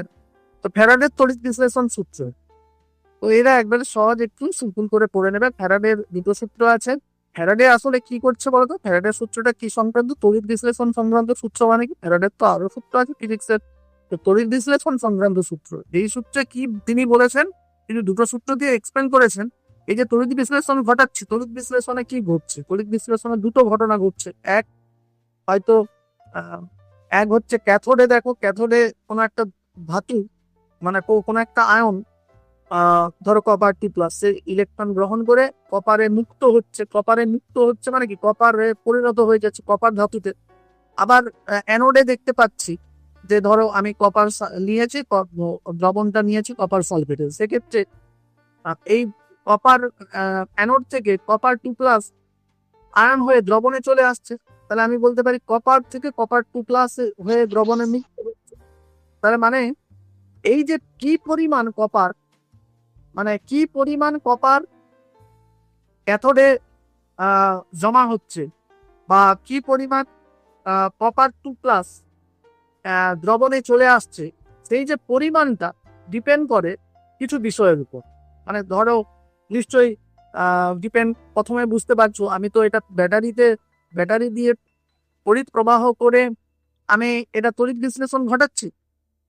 তাহলে ব্যাটারি দিয়ে যখন তড়িৎ প্রবাহ ঘটাচ্ছি, তাহলে ব্যাটারির যদি এই আইন প্রবাহ মাত্রা যদি, মানে তড়িতের পরিমাণটা যদি বেশি পাঠাই, তাহলে নিশ্চয়ই বেশি পরিমাণ কপারে মুক্ত হবে বা কপার টু প্লাস উৎপন্ন হবে। সেটা নিশ্চয়ই এই তড়িতের পরিমাণের উপরে একটা ডিপেন্ড করার বিষয় আছে। বা আরো ডিপেন্ড করতে পারে এই যে কি, এখানে হয়তো কপার নিয়েছি, কোথাও আমি অ্যালুমিনিয়াম সালফেট নিলাম, কোথাও আমি জিঙ্ক সালফেট নিলাম। তাহলে সমস্ত তড়িৎ বিশ্লেষ্য পদার্থের উপরেও ডিপেন্ড করছে কতটা মুক্ত হবে, আর কতটা ক্যাথোডে ধাতুটা মুক্ত হবে, বা অ্যানোডে আয়ন উৎপন্ন হবে কতটা হবে, সেটা এইসব বিষয়ের কিভাবে ডিপেন্ড করে, সেটাই হচ্ছে ফ্যারাডের সূত্র এক্সপ্লেন করছে। আচ্ছা, এই প্রসঙ্গে একটু বলে নিই যে ব্যাটারির কথা যখন এলো, তাহলে আমরা কিন্তু তড়িৎ বিশ্লেষণে ডিসি কারেন্ট ব্যবহার করি, ডাইরেক্ট কারেন্ট, অর্থাৎ ব্যাটারি থেকে যে সমস্ত যে ডিসি কারেন্ট সমপ্রবাহ পাওয়া যায়, সেই ডিসি ব্যবহার করি। কেন বলতো ডিসি ব্যবহার করার কারণ, দেখো এই নিশ্চয়ই ক্যাটায়ন ক্যাথোডে যায়, মানে এই বললাম কি ক্যাথোডটা নিশ্চয় নেগেটিভ, আর অ্যানোডটা এখানে কি পজিটিভ। এবারে আমি বললাম যে এই ব্যাটারি দিয়ে যখন তুমি করছো, যখন সমপ্রবাহ করছো, তাহলে এইটা সবসময় কিন্তু নেগেটিভ আছে, আর এটা সবসময় পজিটিভ থাকবে। কারণ এই ব্যাটারির নেগেটিভ প্রান্তের সঙ্গে এটা নেগেটিভ প্রান্ত, এটা ধরো পজিটিভ প্রান্ত, এটা বাড়িয়ে দিলাম পজিটিভ প্রান্ত। তাহলে এই নেগেটিভ প্রান্তের সঙ্গে ক্যাথোড সবসময় তাহলে নেগেটিভ ক্যাথোডটা নেগেটিভ থাকবে, অ্যানোডটা পজিটিভ থাকবে। তাহলে এটা সবসময় বজায় থাকলে তবেই তো ক্যাটায়ন গুলো ক্যাথোডে যাবে, অ্যানায়ন গুলো অ্যানোডে যাবে। মানে এই যে বিক্রিয়াটা ঘটছে সবসময় ঘটতে থাকবে। একটু পরে তড়িৎ বিশ্লেষণ, মানে তড়িৎ সবগুলো যদি এরকম সেট আপ থাকে, তাহলে যতক্ষণ কপার টু প্লাসের সাপ্লাই হবে, অর্থাৎ যতটা ডোবানো আছে কপার, ততটা যতক্ষণ না ক্ষয়ে যাচ্ছে ততক্ষণ তড়িৎ বিশ্লেষণ ঘটতে থাকবে, তাই তো। কিন্তু তুমি যদি এসি ব্যবহার করো, তাহলে কি হয় বলতো, একটু পরে এটা পজিটিভ হয়ে যাবে, এটা হয়ে যাবে অ্যানোড, এটা হয়ে যাবে ক্যাথোড, এরকম। এসি মানে কি অল্টারনেটিভ বিষম, মানে কি এক্ষুনি সেটা এদিকে তড়িৎ প্রবাহ হচ্ছে এদিকে, তখন কি চার্জের তো তখন ফিক্সড, কোথাও পজিটিভ কোথাও নেগেটিভ হবে না। তখন কি একটু পরে এটা পজিটিভ হয়ে যাবে, এটা নেগেটিভ হয়ে যাবে, আবার একটু পরে এটা পজিটিভ হয়ে যাবে, এটা নেগেটিভ হয়ে যাবে। তাহলে এরকম ক্রমশ ঘটতে থাকলে তাহলে তো ক্যাটায়ন আর অ্যানায়ন কোনো দিকে যাবে না। মানে ক্যাটায়ন ক্যাথোডে যাচ্ছে কারণ ক্যাথোডটা সবসময় নেগেটিভ হয়ে আছে বলে। একটু পরে যদি সে পজিটিভ হয়ে যায়, আর অ্যানায়নটা যদি আবার নেগেটিভ হয়ে এটা নেগেটিভ ছিল, এটা পজিটিভ ছিল, একটু পরে এটা পজিটিভ হয়ে গেল, এটা নেগেটিভ হয়ে গেল, তাহলে অ্যানায়ন গুলো কোন দিকে যাবে সেটা তো সে ঠিক করতে পারবে না। তাই কি তখন আর তড়িৎ বিশ্লেষণ আর ঘটবে না। তাই আমরা সবসময় ডিসি কারেন্ট ব্যবহার করব, এসি কারেন্টটা কিন্তু ব্যবহার করব না। ওকে, আচ্ছা এবারে এখানে আসি যে ফ্যারাডের সূত্রে তাহলে কি বলছে। ফ্যারাডের সূত্রে বলা হচ্ছে, প্রথম সূত্রে বলা হচ্ছে যে তড়িৎ বিশ্লেষ্য পদার্থের মধ্য দিয়ে তড়িৎ প্রবাহ চালনা করলে তড়িৎ দ্বারে মুক্ত বা তড়িৎদ্বার থেকে দ্রবণে দ্রবীভূত পদার্থের গ্রামে প্রকাশিত ভর। তুমি যে ভরটা, মানে এই যে ডব্লুটা গ্রামে নেবে, কত গ্রাম তড়িৎ দ্বারে মুক্ত হচ্ছে, অর্থাৎ কত গ্রাম তড়িৎ দ্বারে ধাতু উৎপন্ন হচ্ছে, বা কোনো তড়িৎ দ্বার থেকে দ্রবণে কতটা আয়ন, কত পরিমাণ আয়ন দ্রবণে চলে আসছে, সেই পরিমাণটা আমরা গ্রামে নেব। তাহলে সেই তত গ্রামের গ্রামটা ডিপেন্ড করে, মানে কত গ্রাম উৎপন্ন হবে সেটা ডিপেন্ড করে তড়িৎ বিশ্লেষের মধ্য দিয়ে প্রবাহিত তড়িতের পরিমাণের উপর ডিপেন্ড করে। কিভাবে ডিপেন্ড করে? না সমানুপাতিক হারে ডিপেন্ড করে। অর্থাৎ আমি যত বেশি কিউ, অর্থাৎ এই যে কিউ মানে তড়িৎ প্রবাহ বা তড়িতের পরিমাণ, পরে কিউ সমান আইটি, আইটি আমরা করবো। আর তড়িতের পরিমাণ মানে যতটা প্রবাহ মাত্রা যত সময় দিয়ে দিচ্ছ, এই দুটো গুণ করলে তড়িতের পরিমাণ পেয়ে যাবো। তো আমরা তাহলে এখানে বলা হচ্ছে যে প্রথম সূত্রে কি বলা হচ্ছে না, যত তুমি তড়িতের পরিমাণ বাড়াবে, যতক্ষণ বেশিক্ষণ ধরে তড়িৎ চালনা করা মানে কি, তাহলে বেশি তড়িৎ পরিমাণ, মানে তড়িতের পরিমাণটা তখন বেশি হবে, তার মানে তখন কি বেশি পরিমাণ ডব্লিউ উৎপন্ন হবে, অর্থাৎ বেশি গ্রাম ডব্লিউ উৎপন্ন হবে, অর্থাৎ বেশি গ্রামের পদার্থ উৎপন্ন হবে। তাহলে এবারে আমরা সেটাকে সমানুপাতিক ধ্রুবকটাকে সমান করার জন্য একটা সমানুপাতিক ধ্রুবক আনলাম, যে ধ্রুবকটাকে আমরা কি বলবো, তড়িৎ রাসায়নিক তুল্যাঙ্ক। তড়িৎ রাসায়নিক তুল্যাঙ্ক, এটা নিয়ে একটু আমরা আলোচনা করবো এক্ষুনি। তড়িৎ রাসায়নিক তুল্যাঙ্ক, তাহলে আমরা কি বললাম, ডাব্লিউ সমানুপাতিক কিউ। ওকে, তাহলে আমরা সমান করার জন্য একটা ধ্রুবক আনলাম, যে ধ্রুবকটাকে আমরা বলছি তড়িৎ রাসায়নিক তুল্যাঙ্ক। দেখো রাসায়নিক তুল্যাঙ্ক বলে আবার আলাদা একটা বিষয় আছে, এটা কিন্তু তড়িৎ রাসায়নিক তুল্যাঙ্ক, জেড যেটাকে বলছি। এই জেড সমান তাহলে কি হলো, জেড সমান হলো ডব্লিউ বাই কিউ। তাহলে ডব্লিউর একক কি, সিজিএস একক ধরো হচ্ছে, সিজিএস একক ডব্লিউ, সিজিএস একক ডব্লিউ মানে পরিমাণ, সেটা তো আমি গ্রামে ধরবো বললাম, আর কিউ পরিমাণ কুলম।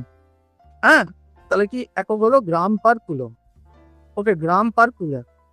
এবারে এই জেডের জেড কাকে বলে, মানে তড়িৎ রাসায়নিক তুল্যাঙ্ক কি, সেটা আমরা যদি লিখবো বলি, কিভাবে লিখতে পারি, তাহলে দেখো আমরা এখান থেকে এই ফর্মুলা থেকেই, সমীকরণটা থেকে সংজ্ঞাটা লিখবো। কিভাবে লিখবো, যে আমরা বলবো এই সমীকরণ অনুযায়ী, দেখো কিউ যদি 1 হয়, অর্থাৎ যদি 1 কুলম তড়িৎ প্রবাহ করো, 1 কুলম যদি তড়িৎ প্রবাহ দাও, তখন কি হয়ে যাবে, কিউ যদি 1 হয়, তাহলে কিউ 1 হলে এই সমীকরণ অনুযায়ী তখন কি হবে, ডব্লিউ সমান জেড।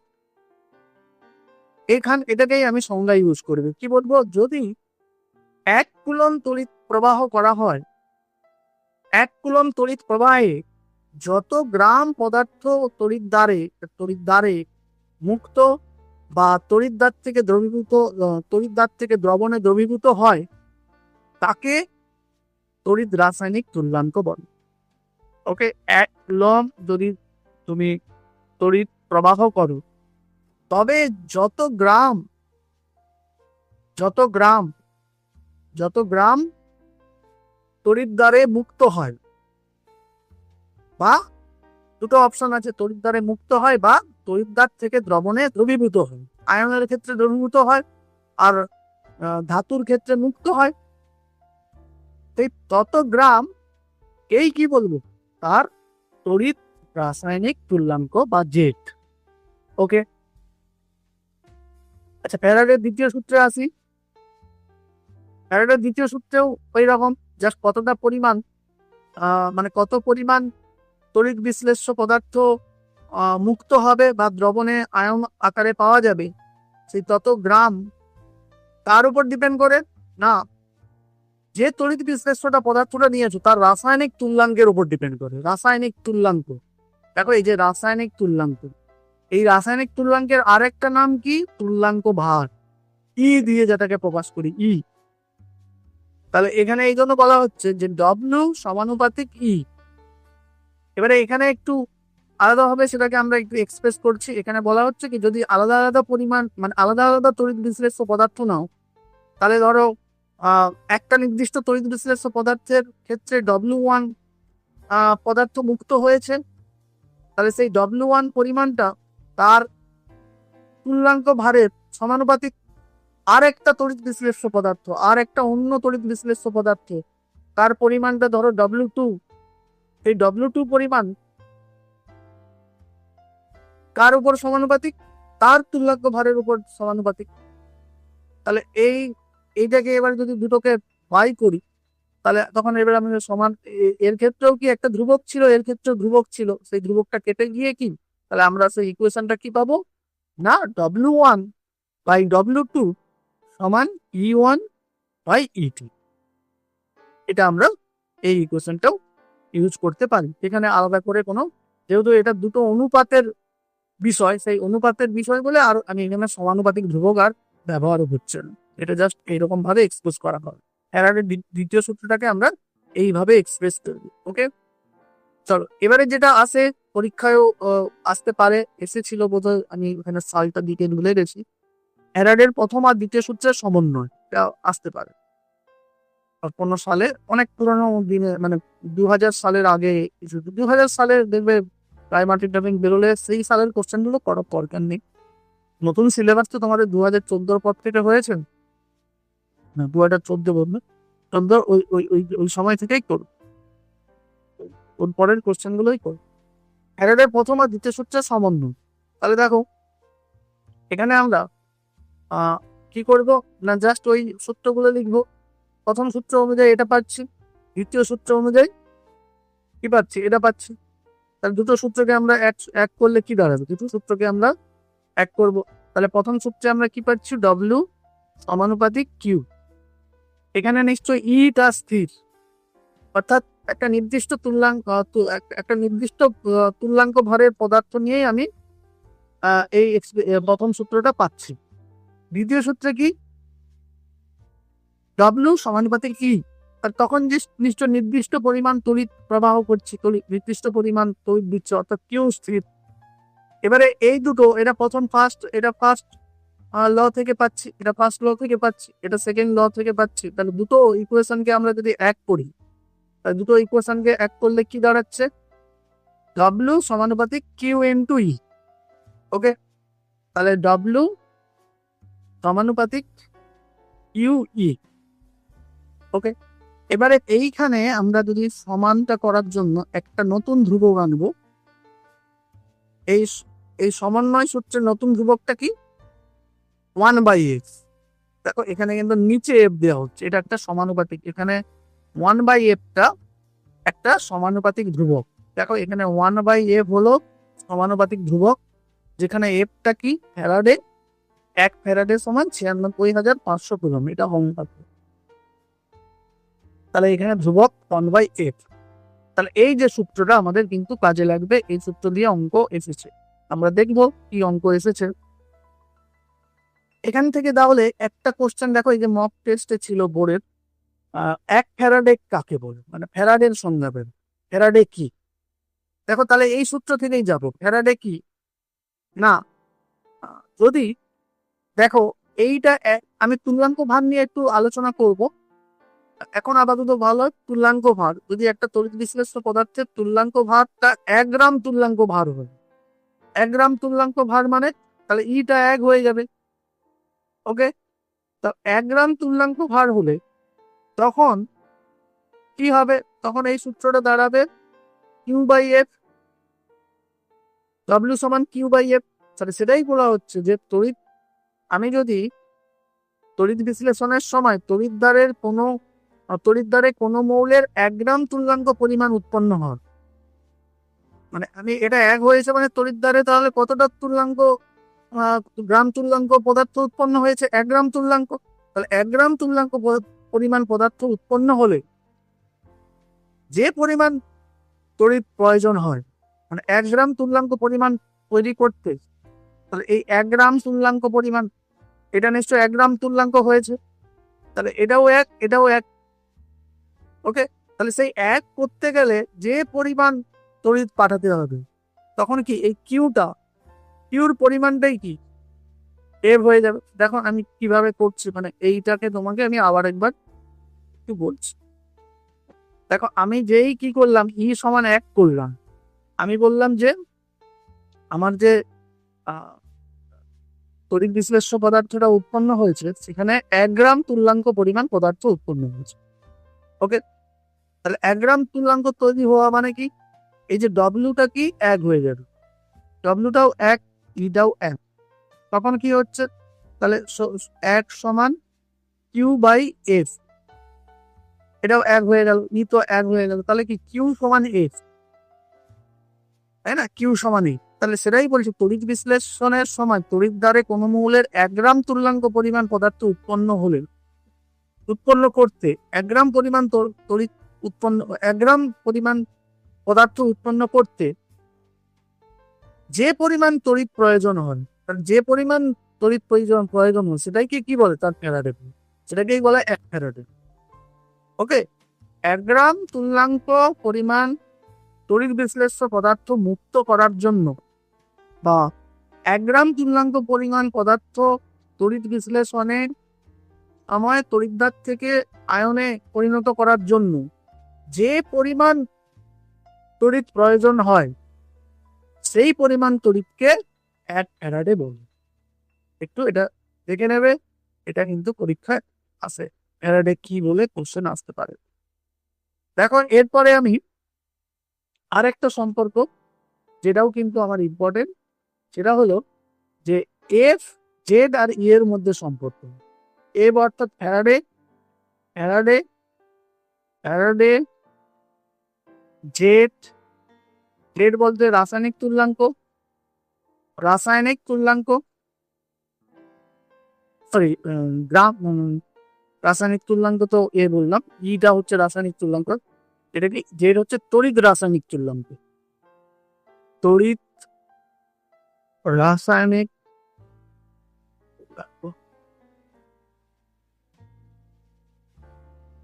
ওকে, আর আমরা পড়বো কি ই, ই কি রাসায়নিক তুল্যাঙ্ক, বা সেটাকে আমরা তুল্যাঙ্ক ভারও বলতে পারি, তুল্যাঙ্ক ভার মনে রাখলেই চলবে। তবে আরো একটা যে নাম আছে সেটাও মনে রাখবেন, কখন কোন নামটা কাজে লাগবে এটা বলা মুশকিল। ওকে, তাহলে এই 3 জনের মধ্যে একটা সম্পর্ক পেয়ে যাবে। দেখো ফ্যারাডের প্রথম সূত্র অনুযায়ী এটা, ফ্যারাডের প্রথম আর দ্বিতীয় সূত্রের কম্বিনেশন অনুযায়ী কি পাচ্ছি এটা, এবারে দেখো দুটোই ডব্লিউ সঙ্গে সমান, তাহলে এই দুটো, এইটা সমান এটা, দেখো এইটা সমান এইটা করে দিলাম। এবারে এইটা কি পড়ে থাকছে, জেড সমান ই বাই এফ, জেড সমান ই বাই এফ, অর্থাৎ তড়িৎ রাসায়নিক তুল্যাঙ্ক সমান রাসায়নিক তুল্যাঙ্ক বাই ফ্যারাডে, তড়িৎ রাসায়নিক তুল্যাঙ্ক সমান রাসায়নিক তুল্যাঙ্ক বাই ফ্যারাডে। এটা আমরা ওই দুটো সূত্র থেকেই এটা এই সম্পর্কটা পেতে পারি, এটাও মনে রাখবে। আমরা যেটা আসছি, যেটার কথা আমি বলতে চাইছি সেটা আমাদের পরে আছে। আচ্ছা, এটা পার্থক্যটা, এই তুলনাটা করে নেবে বা পার্থক্যটা করে নেবে। পার্থক্যটাও, এই পার্থক্য কিন্তু এসেছিল, এই পার্থক্য এসেছিল, কোশ্চেনটা আমি পরে আছে করছি, এই কোশ্চেন এটা কিন্তু কোনো একটা সালে এসেছিল, তবে অনেক আগে। এবার এইটার কথা বলছি, এই সম্পর্ক ইলেকট্রনের আধান, অ্যাভোগাড্রো এবং ফ্যারাডের মধ্যে সম্পর্ক। ওকে, এটার জন্য একটু একটু ভালো করে বোঝো। এখানে বলা হচ্ছে যে আমরা, দেখো এখানে তুল্যাঙ্ক ভারের কনসেপ্টটা একটু লাগবে। আমরা আয়নের তুল্যাঙ্ক ভার কি ভাবে, এখানে তো একটা আয়নের নিয়ে কাজ হচ্ছে, আয়নের তুল্যাঙ্ক ভার সমান, আমি বলতে পারি আয়নের, কোনো একটা আয়নের তুল্যাঙ্ক ভার সমান, আমরা ক্লাস 11-এ কিন্তু আমাদের ছিল তুল্যাঙ্ক ভারের বিভিন্ন যে ফর্মুলা গুলো ছিল। আয়নের তুল্যাঙ্ক ভারের ফর্মুলাটা কি ছিল, আয়নের সংকেত ভর, মানে আয়নের যে আণবিক যে ভরটা, আমরা সেটা আয়ন যেহেতু আয়নীয়র উপরে থাকে, আমরা সংকেত ভর লিখতে পারি। সংকেত ভর মানে এই আণবিক ভরটা বাই কি তার চার্জ, মানে যোজ্যতা, আয়নের যতটা চার্জ, মানে ধরো অ্যালুমিনিয়াম 3+ এর চার্জ কত 3+, তাহলে তার যোজ্যতা কিন্তু 3। SO4 2- এর যোজ্যতা কত, তার চার্জ কত 2-, তার যোজ্যতা হচ্ছে 3, মানে ভ্যালেন্সি কিউ, এর ভ্যালেন্সি কত 3, যেটাই চার্জ সেটাই তার ভ্যালেন্সি বা যোজ্যতা, এটাই কি লিখছি যোজ্যতা। ওকে, আর এটা হলো আয়নের তুল্যাঙ্ক ভার। এবারে এই তুল্যাঙ্ক ভার যতটা তৈরি হবে, যতটা যতটা তুল্যাঙ্ক ভার তৈরি হবে, ধরো এই তুল্যাঙ্ক ভার মানে একটা সংখ্যা, এটা তো ভর আর যোজ্যতা। আমরা এটা কিন্তু তুল্যাঙ্ক ভার একটা সংখ্যা, এটা সংকেত ভরের তো কোনো একক নেই, আণবিক ভরের মধ্যে সংকেত ভরের একক নেই, যোজ্যতাও একটা সংখ্যা, তাহলে এটা একটা সংখ্যা। ধরো কোনো একটা আয়নের, ধরো আমি এই অ্যালুমিনিয়াম নিয়ে নিচ্ছি, অ্যালুমিনিয়ামের তাহলে এই যে অ্যালুমিনিয়াম 3+ মানে অ্যালুমিনিয়ামের এই পারমাণবিক ভরটা এখানে নিয়ে নিলে হবে। আর SO4 এর বেলায় তোমাকে তাহলে এর সংকেত অনুযায়ী করতে হতো। এস এর কত 32, আর অক্সিজেনের 16 × 4, 16×4 = 64, 32 করে তুমি বিচার করতে। তো এখানে আমি অ্যালুমিনিয়ামের যদি নেই, অ্যালুমিনিয়ামের কত 27, নিশ্চয় মনে আছে অ্যালুমিনিয়ামের পারমাণবিক ভরটা 27, এখানে অ্যালুমিনিয়াম একটা আছে মানে তার পারমাণবিক ভরটাই নিতে হবে 27 এর যোগ্যতা কত 3, তাহলে 3। তাহলে যদি আয়নটা অ্যালুমিনিয়াম 3+ হয়, তাহলে তার তুল্যাঙ্ক ভার কত হয়ে যাবে 9। এবার এই 9 গ্রাম অ্যালুমিনিয়ামকে 9 গ্রাম অ্যালুমিনিয়ামকে আমরা কি বলবো, 1 গ্রাম তুল্যাঙ্ক অ্যালুমিনিয়াম, 1 গ্রাম তুল্যাঙ্ক অ্যালুমিনিয়াম। ওকে, তাহলে ব্যাপারটা বুঝতে পারলেন? তাহলে এখানেই বলা হচ্ছে কোনো একটা আয়নের 1 গ্রাম তুল্যাঙ্ক আয়ন মানে অ্যালুমিনিয়ামের যে গ্রাম আয়ন পরিমাণটা, সেটা ধরো গ্রাম অণু, বলি না গ্রাম অণু, ধরো অক্সিজেনের গ্রাম অণু, অক্সিজেনের গ্রাম অণু ভর মানে কত, অক্সিজেনের গ্রাম অণু ভর মানে কত, এগুলো সব কিন্তু ওই রসায়নের বেসিক যে প্রথম চ্যাপ্টারটা ছিল সেখানে ছিল এগুলো। অক্সিজেনের 1 গ্রাম অণু, অক্সিজেনের গ্রাম অণু মানে কত, অক্সিজেনের 1 গ্রাম অণু, 1 গ্রাম অণু অক্সিজেনের, ধরো আমি 1 গ্রাম অণু বলতে চাইছি, অক্সিজেনের 1 গ্রাম অণু মানে কত, তার আণবিক ভর যত 25 গ্রাম। ওকে, এমনি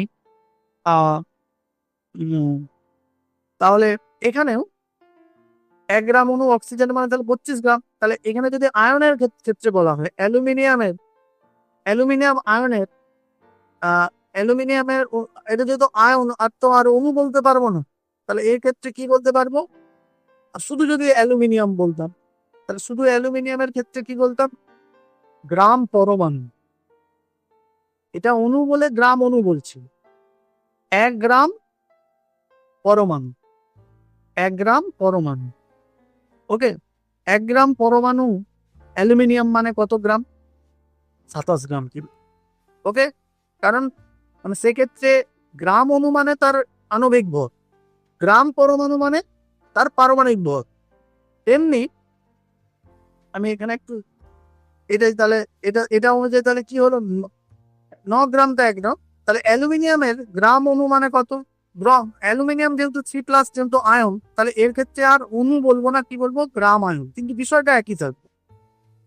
অ্যালুমিনিয়ামের 1 গ্রাম আয়ন, 1 গ্রাম আয়ন অ্যালুমিনিয়াম মানে কত, অ্যালুমিনিয়ামের যতটা কিন্তু আণবিক ভর, মানে ইলেকট্রনের আর তো আর 3টে ইলেকট্রন চলে গেছে, তার আমার ভর কি কমে যাবে, সেই কিন্তু 87 থাকবে। তাহলে আমি ক্লিয়ার করে বলছি যে 1 গ্রাম, তাহলে অ্যালুমিনিয়াম দিয়ে আমরা যদি এক্সাম্পলটা নিই, অ্যালুমিনিয়াম 3+ দিয়ে ধরো এক্সাম্পলটা নিলে তোমরা একটা বুঝতে পারবে। তাহলে অ্যালুমিনিয়ামের গ্রাম তুল্যাঙ্ক ভার, 1 গ্রাম তুল্যাঙ্ক ভার মানে কত হলো, অ্যালুমিনিয়ামের 1 গ্রাম তুল্যাঙ্ক মানে আমরা কত বললাম, 9 গ্রাম, এখানে লিখে নিচ্ছি 9 গ্রাম। তাহলে অ্যালুমিনিয়ামের 1 গ্রাম তুল্যাঙ্ক সমান অ্যালুমিনিয়ামের 1 গ্রাম আয়ন, 1 গ্রাম আয়ন। ওকে, অ্যালুমিনিয়ামের 1 গ্রাম আয়ন মানে কি, তাহলে এটা জাস্ট অ্যালুমিনিয়ামটা আয়ন আছে বলেই আয়ন কথাটা ইউজ করছি, না হলে এটা কিন্তু অ্যালুমিনিয়ামের গ্রাম পরমাণু বলতে পারতাম। ওকে, আয়ন আছে বলছি তাই 1 গ্রাম আয়ন বলছি। 1 গ্রাম আয়ন, গ্রামের পরে আয়ন কথাটা আছে, এরকম এরকম হাইফেন আছে, তার মানে এই কথা দুটো কিন্তু এক গ্রাম বলিনি, আমি বলছি 1 গ্রাম আয়ন। তার মানে এই দুটো কথা একসঙ্গে জুড়ে একটা নতুন পরিমাণকে নির্দেশ করবে। 1 গ্রাম আয়ন মানে অ্যালুমিনিয়ামের পারমাণবিক ভর যত হয়, বা যদি কোনো একটা অন্য আয়ন হয় তার সংকেত ভর যতটা হয়, যেমন SO4 এর ক্ষেত্রে তো আর আমি পারমাণবিক ভর আসবে না, SO4 এর যতটা সংকেতে যত যা যা আছে সেই অনুযায়ী যে সংকেত ভরটা আসছে সেটাই মানে তার 1 গ্রাম আয়নের ভর। ওকে, তাহলে সেটা কি এই অ্যালুমিনিয়ামের ক্ষেত্রে 1 গ্রাম আয়ন মানে কত সেটা হিসাব করলে এক্ষুনি 27, তার যতটা পারমাণবিক ভর হয় এটাই তার সঙ্গে সমান হবে 1 গ্রাম আয়ন মানে তার পারমাণবিক ভরটা হবে অ্যালুমিনিয়ামের। বাই কি দেখো এখানে 9টা সমান করে দেবে 27 আছে। বাই কি দেখো যোজ্যতা, আয়নের যোজ্যতা, অ্যালুমিনিয়ামের আয়নের যোজ্যতা, অ্যালুমিনিয়াম আয়নের যোজ্যতা বা চার্জ সংখ্যা, এর যোজ্যতা ধরো আমি এন বলছি, এন, তাহলে এইখানে এন এর মান কত 3, তাহলে দেখো 3 27 করলে কি 9 হয়ে যাচ্ছে, তাহলে সমান 9 সমান 9 গ্রাম সমান 9 গ্রাম হয়ে যাচ্ছে। ওকে, তাহলে এই বুঝতে পারলে তাহলে সম্পর্কটা এইখানেই আমি তাহলে বলছি যে যে কোনো আয়নের ক্ষেত্রে সম্পর্কটা কি এইটা তোমাদের ডাইরেক্ট এই বইয়ে লেখা আছে, কিন্তু কিন্তু এটা তোমাকে কনসেপ্ট দিয়ে আমি বলে দিলাম। 1 গ্রাম তুল্যাঙ্ক আয়ন সমান 1 গ্রাম আয়ন বাই আয়নের যোজ্যতা। ওকে, তাহলে 1 গ্রাম আয়ন মানে কত, তাহলে 1 গ্রাম আয়ন মানে 1 গ্রাম তুল্যাঙ্ক ইন্টু এন। ওকে, তাহলে এন, এবারে আবার সেই কনসেপ্ট মানে প্রথম চ্যাপ্টারের রসায়নের প্রাথমিক ধারণা, তাতে 1 গ্রাম আয়নে কতগুলো অণু থাকবে, অ্যাভোগাড্রো সংখ্যক অণু থাকবে, মানে আয়ন থাকবে। 1 গ্রাম অণুতে অ্যাভোগাড্রো সংখ্যক অণু থাকবে, 1 গ্রাম অণুতে 1 গ্রাম পরমাণুতে অ্যাভোগাড্রো সংখ্যক পরমাণু থাকবে, 1 গ্রাম আয়নে অ্যাভোগাড্রো সংখ্যক আয়ন থাকবে। দেখো অ্যাভোগাড্রো সংখ্যক আয়ন আছে, তাহলে আমি বললাম যে তাহলে 1 গ্রাম আয়ন সমান 1 গ্রাম তুল্যাঙ্ক আয়ন ইন্টু এন, তাহলে এন 1 গ্রাম আয়নের জায়গায় আমি কি লিখছি এন এ সংখ্যক আয়ন, তাহলে এন এ সংখ্যক আয়ন সমান 1 গ্রাম, তাহলে এটা কি হলো এন এ সংখ্যক আয়ন, এন এ সংখ্যক আয়ন সমান 1 গ্রাম তুল্যাঙ্ক আয়ন ইন্টু এন, মানে এই ব্যাপারটা এদিকের ব্যাপারটা সেম রাখবেন। তাহলে আমরা একটু আগে আমরা জেনে এলাম 1 গ্রাম তুল্যাঙ্ক আয়নের আধান কত হয়। দেখো আমি যখন ওই মানে ফ্যারাডের সংজ্ঞা দিলাম তখন আমি কি বললাম যে 1 গ্রাম তুল্যাঙ্ক পরিমাণ তৈরি করতে যে তড়িৎ প্রবাহ পাঠাতে হয়, যত আধানের তড়িৎ প্রবাহ পাঠাতে হয় সেই আধানটাকেই কি বলে 1 ফ্যারাডে। তাহলে এটা মনে রাখবে যে 1 গ্রাম তুল্যাঙ্ক আয়নের আধান কত বা চার্জ কত 1 ফ্যারাডে, তাহলে এন এ সংখ্যক আয়নের আধান কত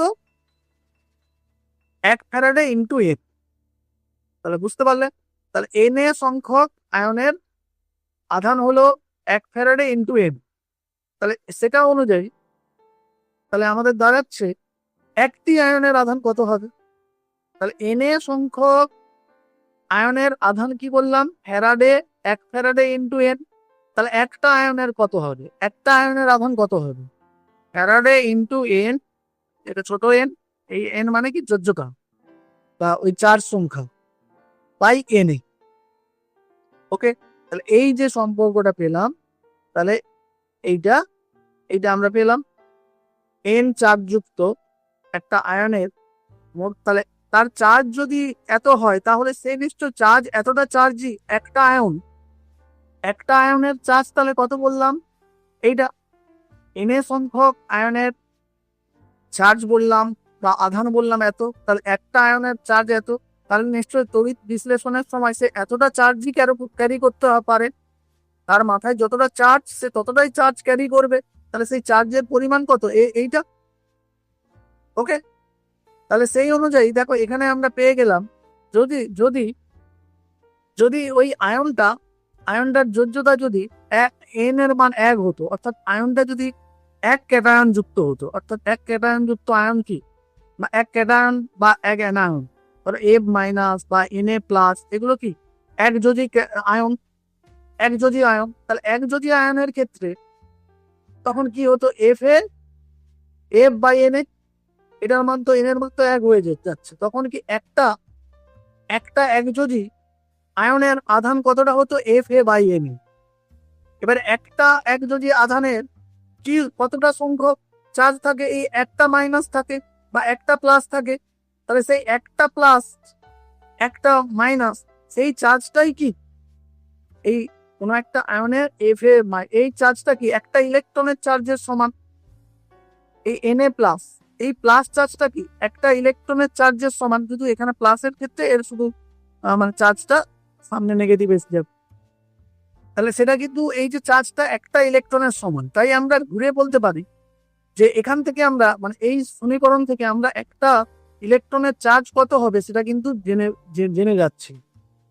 একটা ইলেকট্রনের চার্জ তাহলে কত হবে, যখন এই দেখো এন এর মান যখন 1 বসিয়ে দিয়ে কি এফ বাই এন এফ এর মান কত 96,500, এন এর মান কত অ্যাভোগাড্রো সংখ্যক, তাহলে হিসাব করে দেখো একটা ইলেকট্রনের চার্জ বেরিয়ে যাবে। ওকে, তাহলে ইলেকট্রনের চার্জ সমান দেখো F A by N A, 1 mole ইলেকট্রনের চার্জ সমান এফ এ বাই এন। হ্যাঁ সরি 1 মোল। এখান থেকে আমরা কি পাচ্ছি, এইটা থেকেই মানে একটা ইলেকট্রনের charge F A by N A, তাহলে একটা ইলেকট্রনের চার্জ কত F A by N A. এবারে 1 মোল ইলেকট্রন মানে কত N A electron, N A সংখ্যক ইলেকট্রন, তাহলে এন এ ইলেকট্রনের চার্জ কত, তাহলে ইনটু এন এ, তাহলে এন এ কেটে গেল এফ, তাহলে সেটাই বলছি 1 মোল ইলেকট্রনের আধান যদি ই সমান এফ বাই এন এ হয়, ই সমান এফ বাই এন এ হয়, তাহলে 1 মোল ইলেকট্রনের আধান কত হবে, দেখো 1 মোল ইলেকট্রনের আধান কত হবে, তাহলে এন এ কেটে গিয়ে 1 মোল ইলেকট্রনের আধান হবে ফ্যারাডে।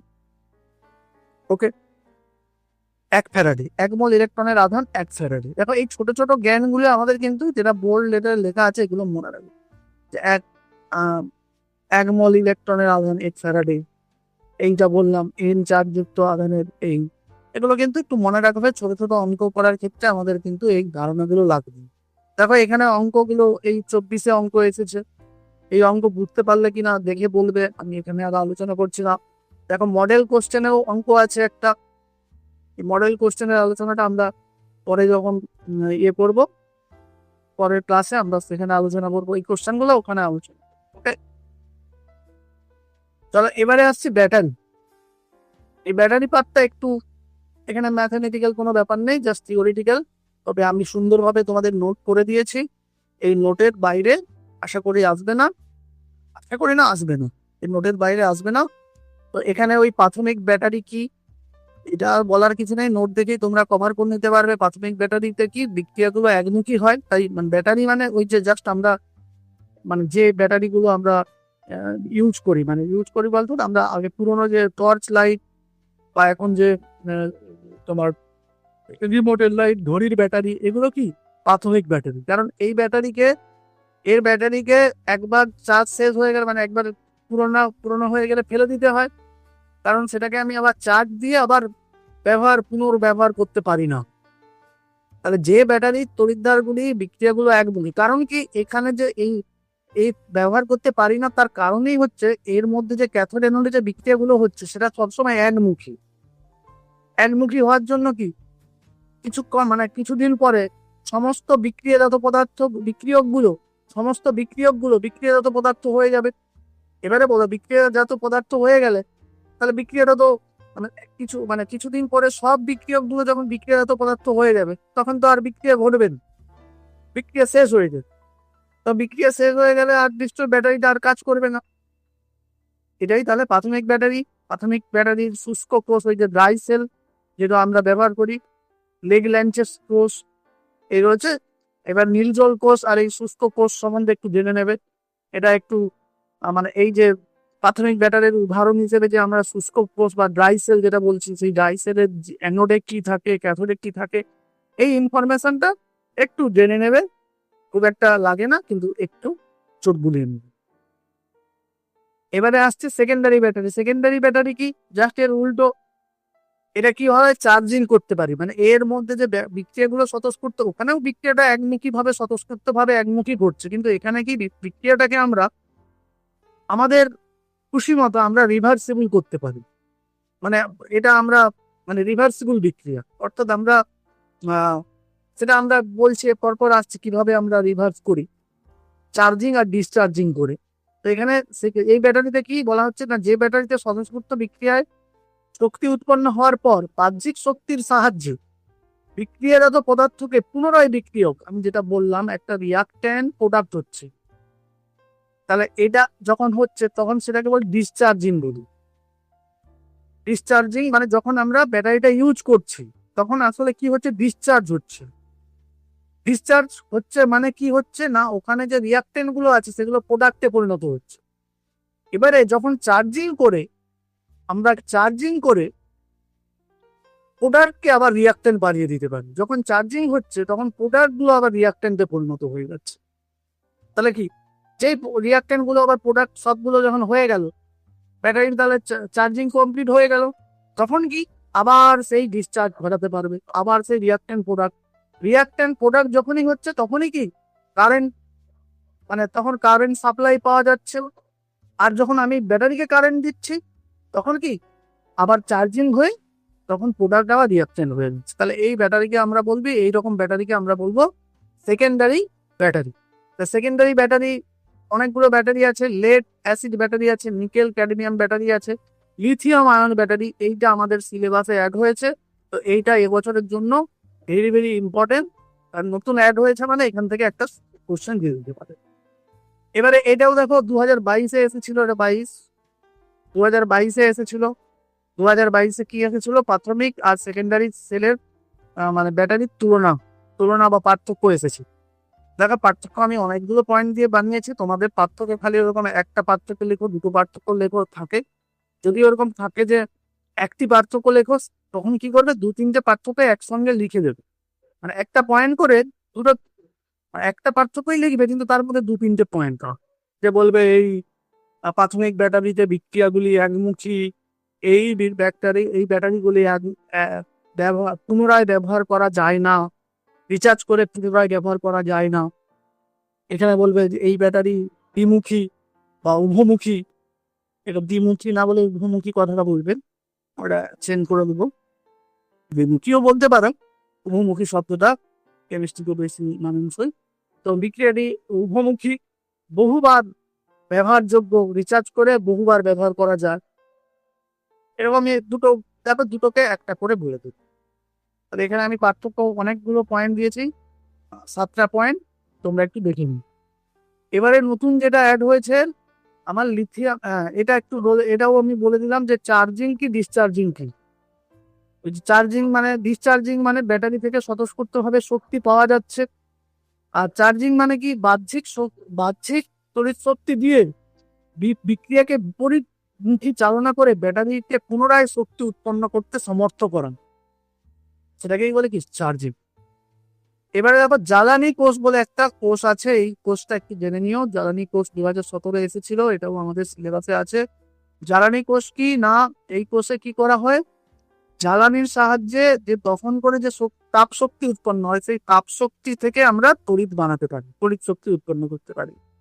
মানে এটা একরকম ওই আমরা যে তাপ বিদ্যুৎ কেন্দ্রে, সেখানে অবশ্য তো আমরা কয়লা দহন করি, এখানে একটা পার্টিকুলার জ্বালানি দহন করব, হ্যাঁ, তবে ওই জ্বালানি দহন করা, তবে এখানে কি দহনটা করব, কার্বন যুক্ত জ্বালানি নয়, কার্বন বিহীন জ্বালানি, হাইড্রোজেন জ্বালানি, অক্সিজেন জ্বালানি, হাইড্রোজেন অক্সিজেনও তো জ্বলে, তাদের সেই জ্বালানি ব্যবহার করি। ওকে, তো এখানে আমরা তড়িৎদ্বার হিসেবে এইগুলো নিতে পারি, যে কোনো একটা তড়িৎ বিশ্লেষ্য এইগুলো নিই। জ্বালানি কোষে অক্সিজেন হাইড্রোজেন গ্যাস ব্যবহার করা হয়। দেখো ক্যাথোডে কি বিক্রিয়া ঘটে, অ্যানোডে কি বিক্রিয়া ঘটে, মোট বিক্রিয়া ঘটে, এটা দেখে নেবে। আর এই জ্বালানি কোষের সুবিধা কি না, যেহেতু এখানে কার্বন যুক্ত জ্বালানি ব্যবহার করছি না, তাই এটা দূষণ মুক্ত হবে, হ্যাঁ, উচ্চ কার্যক্ষম হবে। মানে এখানে যতটা তাপ উঠবে সব তাপটাকেই আমরা তড়িৎ শক্তিতে প্রায় রূপান্তরিত করতে পারবো, কোনো তাপের খুব একটা ওয়েস্টেজ হবে না। মোটামুটি 70% থেকে 75% তাপকে আমরা তড়িতে রূপান্তরিত করতে পারি, ক্রমাগত আমরা শক্তি উৎপাদন করতে পারি, যতক্ষণ জ্বালানি জ্বলবে তত শক্তি। ডিসঅ্যাডভান্টেজ কি না, এটা খুব একটা বেশি তাপ দেয় না, মানে খুব একটা এখান থেকে শক্তি পাওয়া যায় না, তাপ দেয় না, খুব একটা শক্তি পাওয়া যায় না। আমরা এটাকে অটোমোবাইল যানবাহনে ব্যবহার করতে পারবো না, কারণ তাপ জ্বালিয়ে তাপ দিয়ে সেটাকে তড়িৎ শক্তি উৎপন্ন করতে একটা তো বিশাল বড় সিস্টেম লাগবে। তো একটা ব্যাটারি, একটা বাইক বা একটা যানবাহনের মধ্যে নিশ্চয়ই অত বড় সিস্টেম লাগিয়ে সেটা ঠিক চলবে না। তো এই কোষেরও প্রস্তুতিও ব্যয়বহুল। এখানে হাইড্রোজেনের সংরক্ষণ করাও কঠিন। হাইড্রোজেন গ্যাস খুব হালকা, তাই তাকে সংরক্ষণ করাটা কঠিন। ওকে। আর আমরা ব্যবহার কি, যখন সেই অ্যাপোলো স্পেস যখন প্রোগ্রাম হয়েছিল, যখন নাসাতে প্রথমের দিকে তাদের তাদের যে ফার্স্ট টাইমের যে অ্যাপোলোর পরে অনেকগুলো অ্যাপোলো 1 থেকে অনেকগুলো সিরিজ বের হয়েছে। প্রথম যে অ্যাপোলো স্পেস প্রোগ্রামে এখানে যে ইলেকট্রিক সাপ্লাইটা তৈরি করা হয়েছিল এই জ্বালানি কোষ তৈরি করে। আমরা পানীয় জল হিসেবে, মানে এখান থেকে যে জলটা এখানে একটা জল উৎপন্ন হয়। হ্যাঁ, মানে এই কোষে এই যে দেখো বিক্রিয়াতে আমরা জল উৎপন্ন করছি, এই যে এইখানে আমাদের জল উৎপন্ন হচ্ছে, দেখো মোট বিক্রিয়াতে জল উৎপন্ন হচ্ছে। তাই এই জলটা খুব বিশুদ্ধ, মানে শুদ্ধ জল হবে। হ্যাঁ, পিওর জল হবে। তাই এইটা আমরা পানীয় হিসেবে ব্যবহার করতে পারি। তবে সেই ওই রকম জল তৈরি করে যে অনেক খরচ পড়ে যাবে। তো যাই হোক, মোটামুটি এটা কাজে লাগাতে পারি। এবারে আসছি ওই যে নতুন সিলেবাসে অ্যাড হয়েছে, যেটা বললাম লিথিয়াম আয়ন ব্যাটারি। তো লিথিয়াম আয়ন ব্যাটারিও একটা সেকেন্ডারি ব্যাটারি।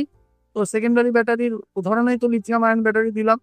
তো এটার একটা রিচার্জেবল ব্যাটারি, যেটা আমরা বলবো চার্জ করা যায় দৈনন্দিন জীবনে। আমরা মোবাইল, ল্যাপটপ, ব্যাটারি চালিত গাড়ি, টোটো ওই যে গাড়ি, এগুলো সব কি ব্যাটারি দিয়ে চলে? লিথিয়াম আয়ন ব্যাটারি দিয়ে। হ্যাঁ, খুব এফিসিয়েন্ট।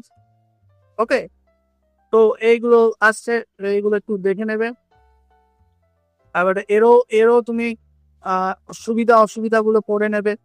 হ্যাঁ, সুবিধা খুব বেশি আছে, কারণ সেই জন্যই এটা অ্যাকচুয়ালি বর্তমানে খুব মানে এই লিথিয়াম আয়ন ব্যাটারি নিয়ে প্রচুর গবেষণা চলছে। কারণ শক্তির সোর্স হিসেবে এই লিথিয়াম আয়ন ব্যাটারিটাকে খুব ইম্পর্টেন্ট ধরা হচ্ছে। কারণ ভবিষ্যতে আমাদের যে অলরেডি ইলেকট্রিক্যাল ভেহিকেল এই যে ইলেকট্রিক্যাল ভেহিকেল যে এই যে ইভি সেক্টরে কিন্তু একটা মেজর রোল করছে এখন কি lithium ion battery. Lithium ion battery খুব হালকা হয়। তাই দেখবে ইলেকট্রিক স্কুটি গুলো খুব হালকা হয়। আর এটা খুব অনেক দিন পর্যন্ত ব্যবহার করা যায়, বা অনেকটা চার্জ দিতে পারে, মানে অনেকটাই যদি তড়িৎ সাপ্লাই করতে পারে, এতটাই তড়িৎ শক্তি সাপ্লাই করে, সেটা দিয়ে একটা 4 চাকার গাড়িও চলে যেতে পারছে। আমরা টাটার ইভি গাড়ি আছে, টাটা কোম্পানির। তো আমরা সেখানে যে সমস্ত ব্যাটারি ইউজ করা হচ্ছে সবই কিন্তু লিথিয়াম আয়ন ব্যাটারি। ইভিন আমাদের যে মোবাইলের, ল্যাপটপের যে ব্যাটারি, সেটাও লিথিয়াম আয়ন ব্যাটারি। এই যে ইলেকট্রিক ভেহিকেল বললাম, তাতেও যে ব্যাটারি, সেটা লিথিয়াম আয়ন ব্যাটারি। পাওয়ার ব্যাংকে যে ব্যাটারি ইউজ করা হচ্ছে মোবাইল চার্জের জন্য, যে আমরা পাওয়ার ব্যাংক বা ল্যাপটপের যে পাওয়ার ব্যাংক, তো সেটা আমাদের লিথিয়াম আয়ন ব্যাটারি থেকে। রোবোটিক্স, আধুনিক যন্ত্রপাতি তৈরি করতে আমরা কিন্তু লিথিয়াম আয়ন ব্যাটারি ব্যবহার করছি। তাই লিথিয়াম আয়ন ব্যাটারি আধুনিক জীবনযাত্রায় খুব মেজর ভূমিকা পালন করছে, এবং ভবিষ্যতে এটা আরো ব্যবহার উপযোগী হবে, এটা আরো অনেক ব্যবহারে বাড়বে। ওকে, চলো আপাতত আমাদের এই ক্লাসটা আমি শেষ করে দিলাম। এই ক্লাসটা একটু বোরিং মানে তোমাদের মনে হতে পারে, কিন্তু একটু লেকচারটাও নোটটা একটু ভালো করে দেখবে। কারণ এখানে কিন্তু যদি বুঝতে চাও তাহলে এই ব্যাটারি গুলো নিয়ে একটু আলোচনা, মানে আমি তাহলে যদি ইম্পর্টেন্ট ব্যাপার বলি, তাহলে ফ্যারাডের সূত্রগুলো করবে, আর এই ব্যাটারি গুলো করবে। তড়িৎ বিশ্লেষণটা ওই কপারের যে ব্যতিক্রমের গল্পটা বললাম ওটা একটু পড়বে। চলো আজকের মতো এখানে ক্লাসটা রাখছি।